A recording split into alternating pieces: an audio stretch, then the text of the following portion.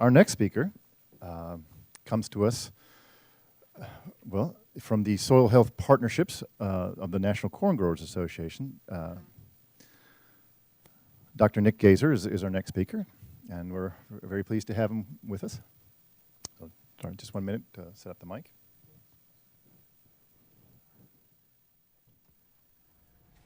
Please welcome Nick Gazer. Can I wander around a little bit, or? Thanks. And can I wander around a little bit if I'm? Yes, please. All right, cool. I just didn't know with the recording. Appreciate the opportunity to join you today.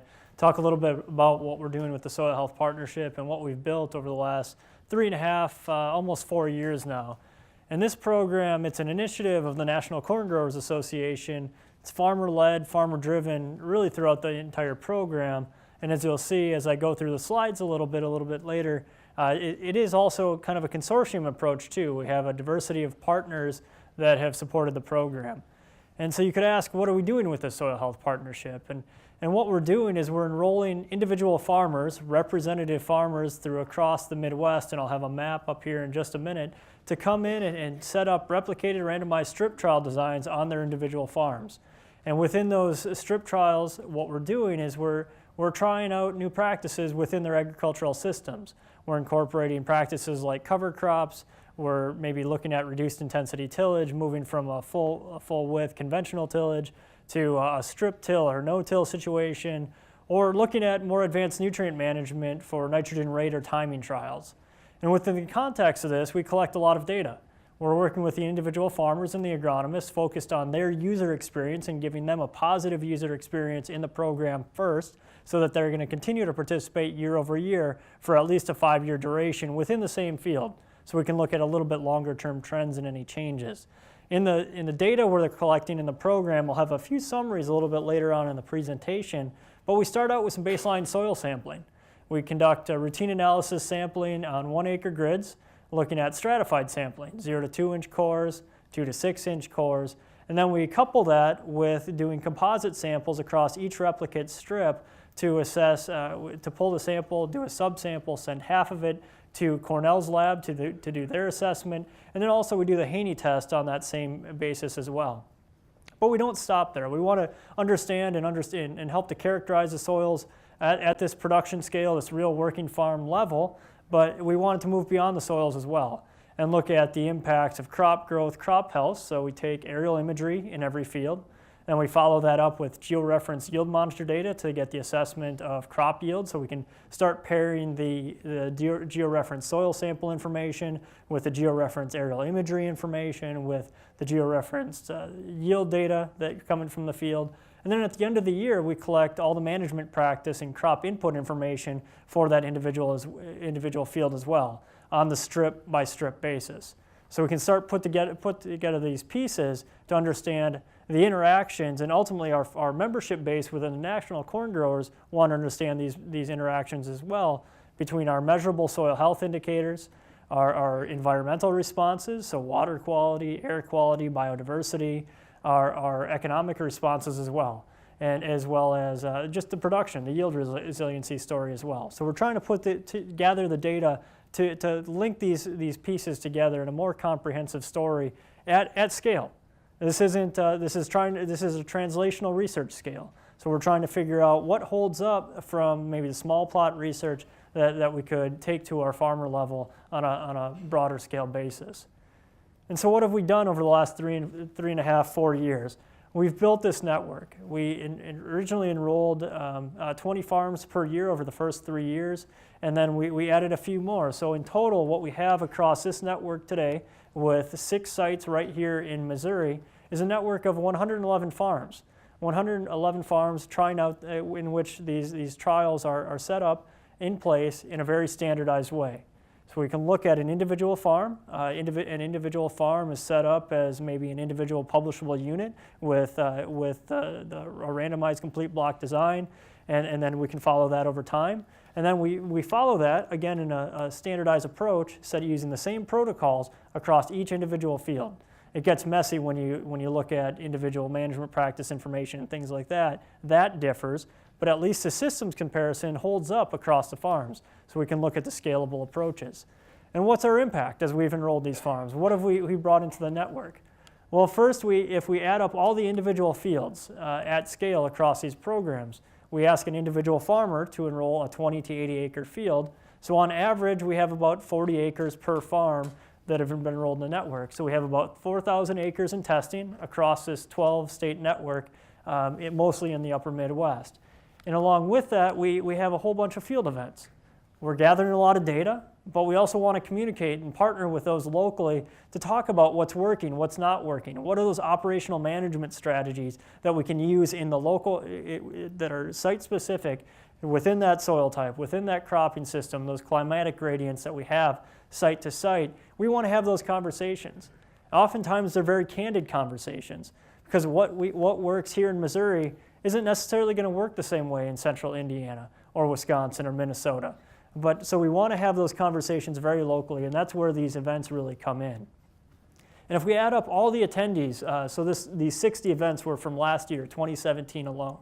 And if we add up all the attendees, all the farmers, all the agronomists coming into the events, and we add up the acres that they're either farming or they're consulting across with the people coming into the program, we estimate a reach of about 30 to 40 million acres in the program touched in this 1 year alone.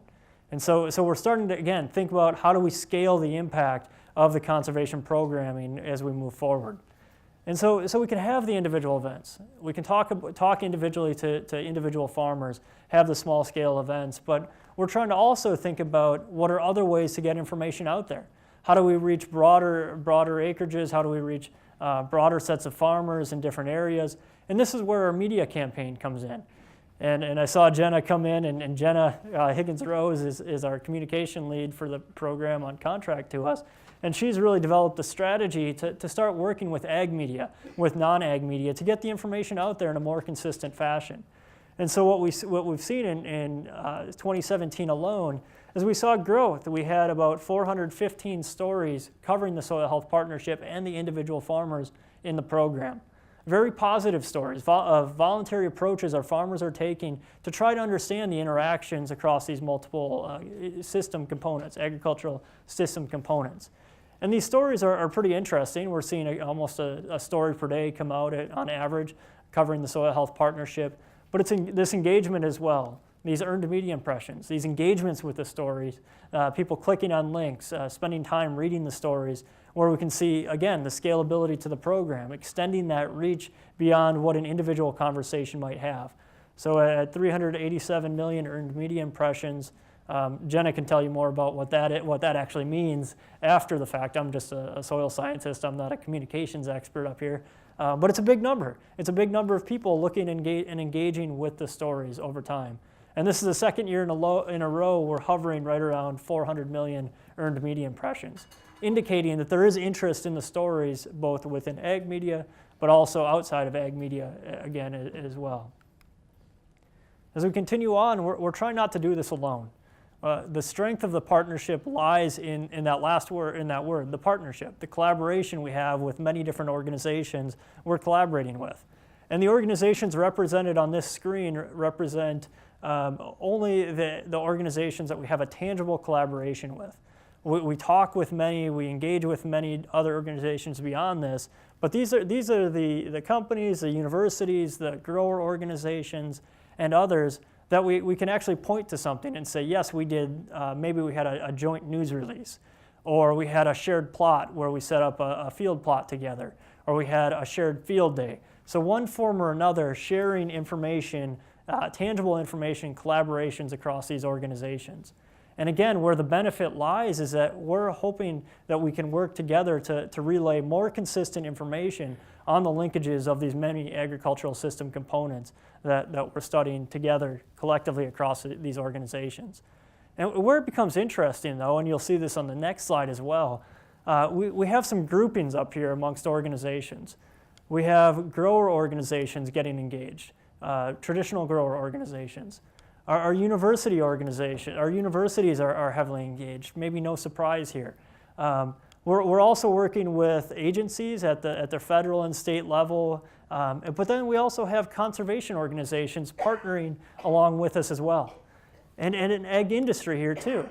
So it becomes pretty diverse, and we don't always get along in the same and have the same thought processes on the same topics. But what gets me really excited is you have multiple people, multiple sectors coming together to talk about what's working and what's not working and sharing the best approaches. And I'll carry that forward with our steering committee as well. If I can get it, there we go. Our steering committee and the supporters to the program, you see that similar kind of diversity. So as we look to the steering committee, we have, again, the corn growers, we have the wheat growers to look at wheat rotations and expanded geographies. But then we have ag industry and the ag supply chain. So we have Monsanto coming to the table. And we have the Midwest Row Crop Collaborative, which is a group of organizations that span the ag supply chain from an input provider side all the way to a General Mills or a Kellogg's or a Walmart even. They're part of the Midwest Row Crop Collaborative. And what's interesting, so maybe these organizations you might expect to be part of this program, but they're partnering, and they're on our steering committee too, partnering with the environmental or conservation organizations. And again, this is where we gain power. We're trying to find that common ground, to find strategies to work together for the common good of agricultural production and yield and economic resiliency along with environmental resiliency over time. And we have tremendous financial support from additional organizations represented on the right. So now I'm going to go into a couple of the summaries and show you a little bit more on what we've built over the last 3.5 years in terms of sites, and then maybe go and provide an example of how we're starting to summarize the information coming out of this network that we've built. So year over year, what we have up here is it's representing the site growth by individual states and what our trajectory was as well. So between 2014 and 2017, we had tremendous growth, individual farmers raising their hands, perceiving value in the program and wanting to engage. Again, representative farmers coming into the program. And if you look on the right, what you can see is a yellow or orange line representing what we thought would be the interest. That was our original trajectory for the program. And that was 20 farms per year over a 5-year period of time. In addition to that, we can see a blue line. It's this line over here. And this blue line that we track is the actual growth of the program. So initially in 2014 and in 2015, we had to get the program started. We ran into a few growing pains, if you will, in those early years. But then we hit an inflection point. We started working more with our farmers, and they started to see more about what the program was all about. And we saw the interest really kind of take off. Along with some funding support we had to enable the growth, we saw more of our farmers saying, yes, this could be a pretty good program. I could learn from this. I want to engage. I want to figure out how this works together. So we had the growth much greater than we expected. So we hit our growth goals of 100 farms over 5 years. We actually hit those goals 2 years early as we enrolled farmers in 2017.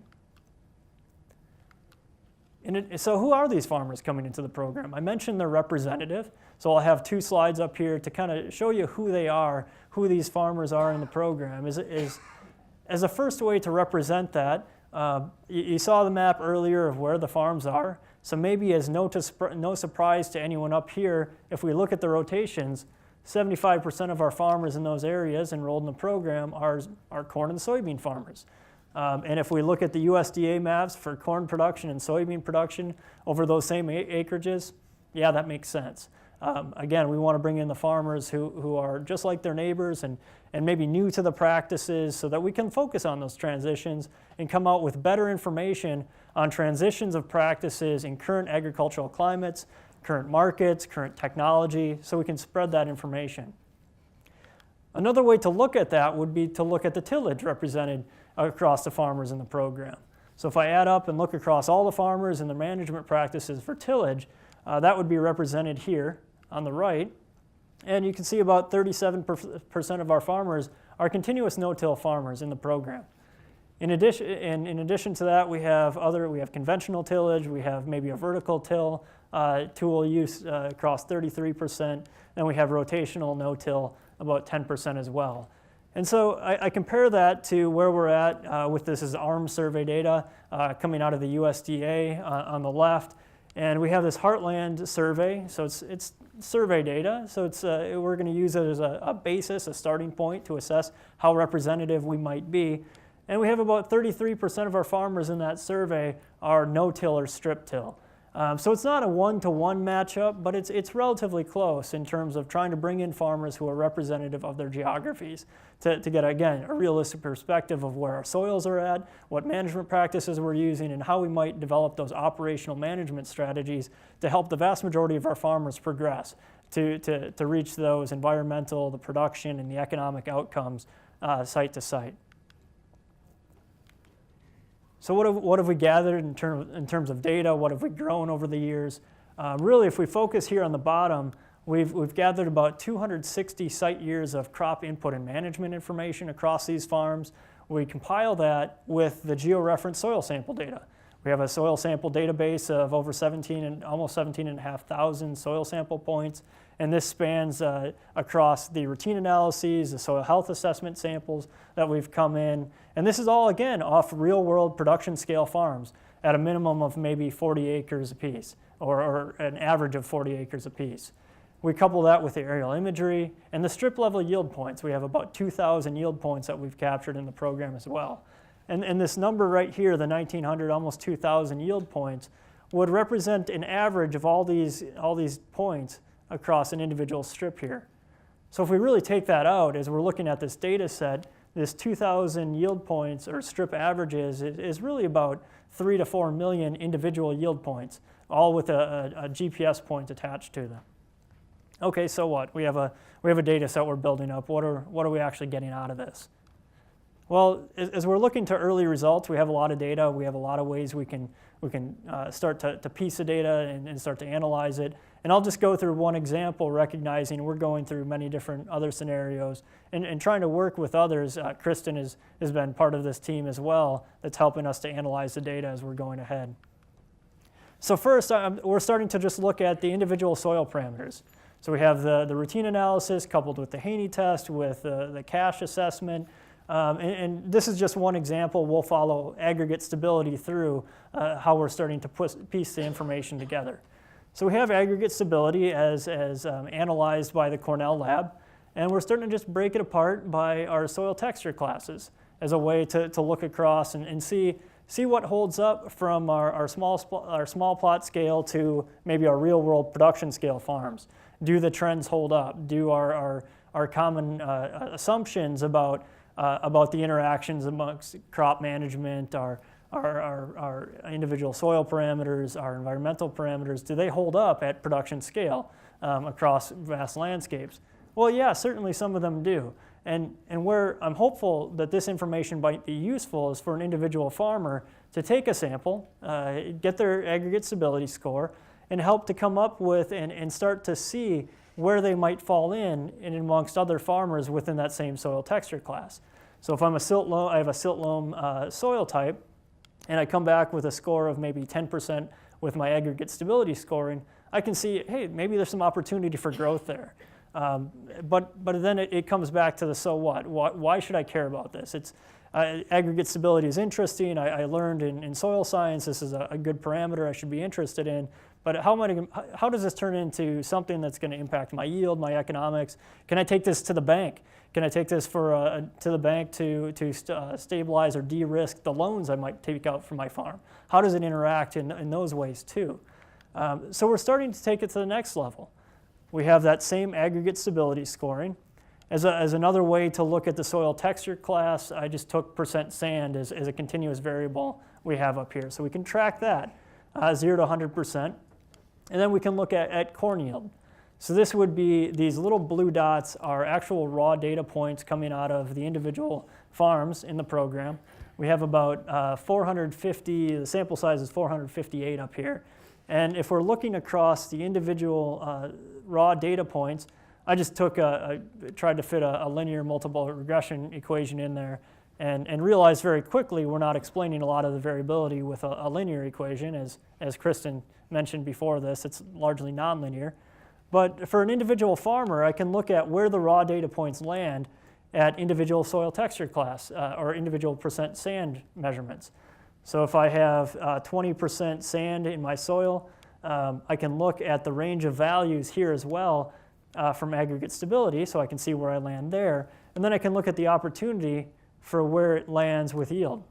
So what I can see in this variability from one end of this curve to the other, or just the individual raw data points if we don't trust the model yet, we can see maybe 10 to 20% yield, associated yield difference with those aggregate stability scores pulled off of representative production scale farms. So when I'm talking to my individual farmers within my membership base for the National Corn Growers Association, this draws some attention. 10 to 20% yield associated yield difference is a big yield difference change. This is saying, hey, maybe this is important enough to me that I should pay attention to this and try to figure out what I can do about this. So we can take it to the next level. So this is a good starting point. But what can I do about it? What can I change? So let's talk through one example of aggregate stability and management practice interactions. And this one, again, coming out of soil science, you might see this as something no surprise here. Well, actually, here we go. No surprise here. We have conventional tillage compared to reduced tillage scenarios, aggregate stability on the left side, and we can start to see some groupings. So we have conventional tillage. If I look at the mean and two standard errors above and below that mean, we have some groupings. Conventional tillage year over year is grouping a little bit lower, traditionally lower than the reduced intensity tillage. So this is within a silty clay loam soil. Does this hold up over other soil types? And we can start to look at that. So if I look at the other soil types, now I'm going to go to a silt loam soil, and we're starting to challenge ourselves here and ask, do these relationships hold up?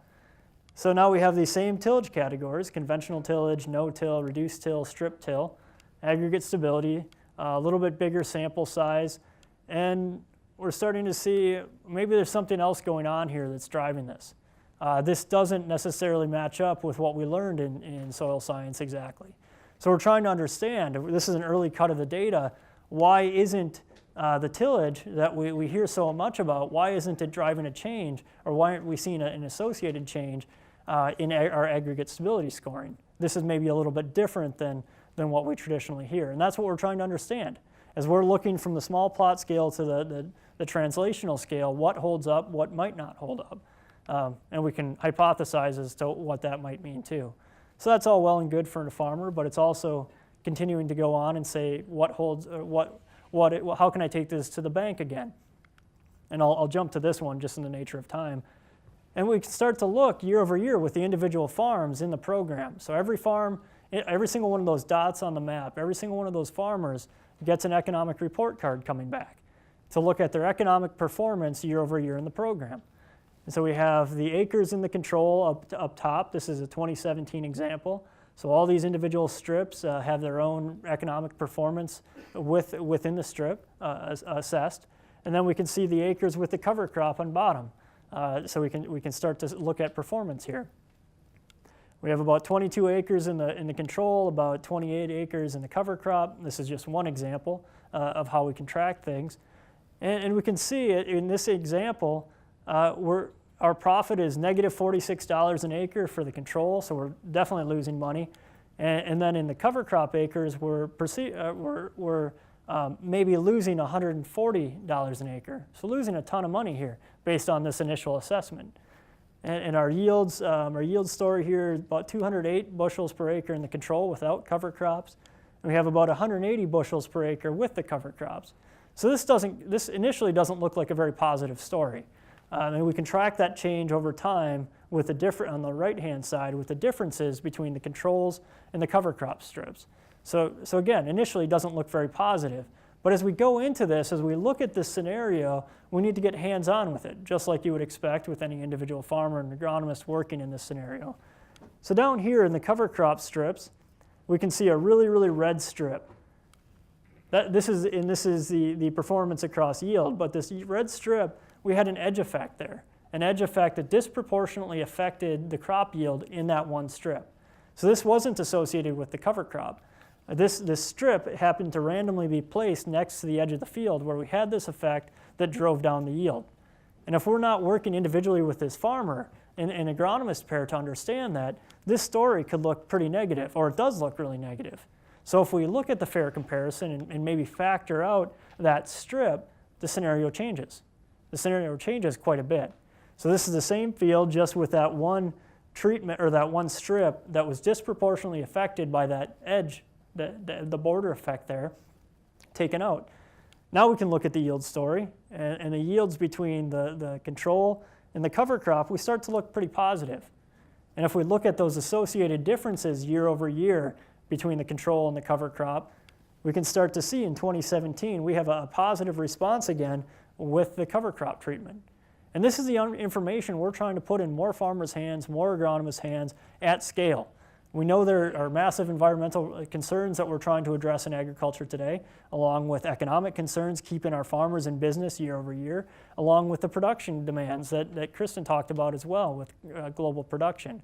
So we're trying to get this out and put this in more farmers' hands so that they can understand what the opportunities look like going forward. So we're also looking at the environmental piece, and this is another component we're trying to put in our farmers' hands.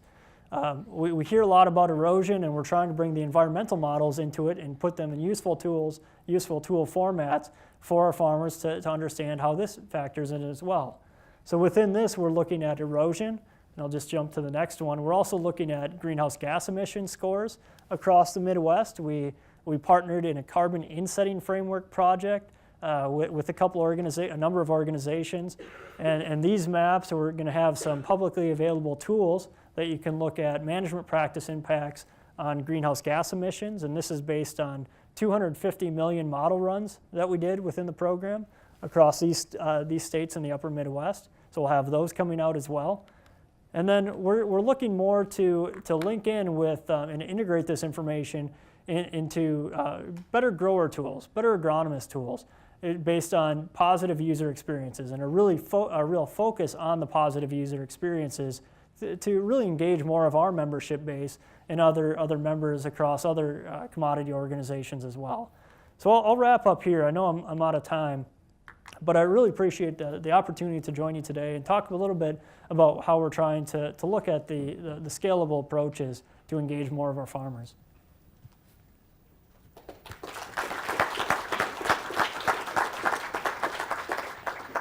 Thank you, Nick. We can take just a few questions. We have a few minutes. If there are any questions, there's one back there. Thank you. Thank you for your presentation. It's an impressive program, to say the least. I'm curious, we've heard from other speakers today about this sort of gold standard of perennials and organic systems for soil health. I'm curious if any of the farmers that you're working with are organic, or if they're doing any agroforestry practices, alley cropping, windbreaks, riparian buffers, if you're seeing perennials in those farm systems. So our goal in the program is to enroll representative farmers, and organic acreage today is a couple percentage points. We know it's growing very rapidly, but within the program up to this point we haven't. We do have room for maybe one or two organic farmers out of this network of 100, 110. But again, the effort to the program is to be representative and understand where our production acres are actually at today. Okay, I think that's it. So thank you to Dr. Nick Gazer for that excellent presentation.